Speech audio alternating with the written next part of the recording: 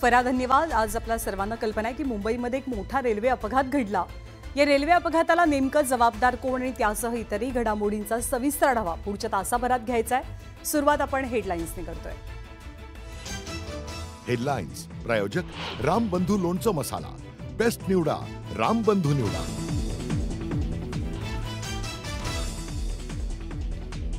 सीएसएमटीच्या दिशेने जाणाऱ्या लोकलमधनं पडून 4 प्रवाशांचा मृत्यू। मुंब्रा दिवा स्थानकादरम्यानची घटना। लोकलमधल्या प्रवाशांच्या सुरक्षेचा प्रश्न पुन्हा ऐरणीवर।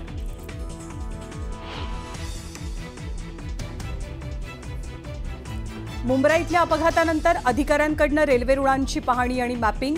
प्रशासनाकडून 2 रुळांमधल्या अंतराचं मोजमाप। अपघाताचं नेमकं कारण काय याचा तपास सुरू।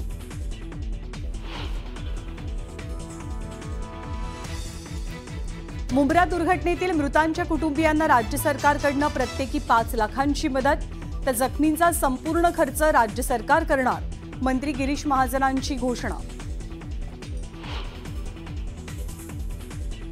रेल्वे मंत्र्यांचा राजीनामा मागण्यापेक्षा त्यांनी गर्दीच्या वेळेला लोकलमध्ये शिरून दाखवावं। राज ठाकरेंचं रेल्वे मंत्र्यांना खुलं आव्हान।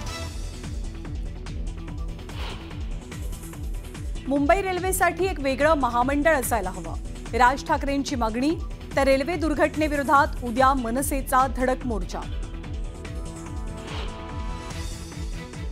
उद्धव ठाकरे आणि राज ठाकरेंची परदेशात भेट झाल्याची सूत्रांची माहिती।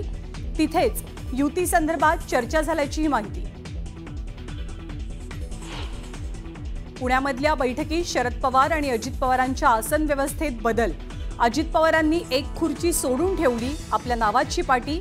राजकीय वर्तुळात चर्चांना उधाण।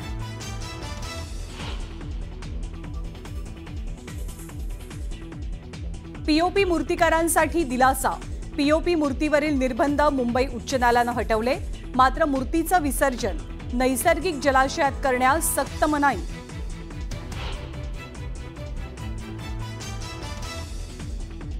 पंढरपूर विठ्ठल रुक्मिणीचं व्हीआयपी दर्शन बंद। विठ्ठल रुक्मिणी मंदिर समितीचा मोठा निर्णय। आणि अरबी समुद्रात मालवाहू जहाजाला भीषण आग। कोस्टगार्डकडून 18 जणांना वाचवण्यात यश। बेपत्ता असलेल्या 4 शोध सुरू।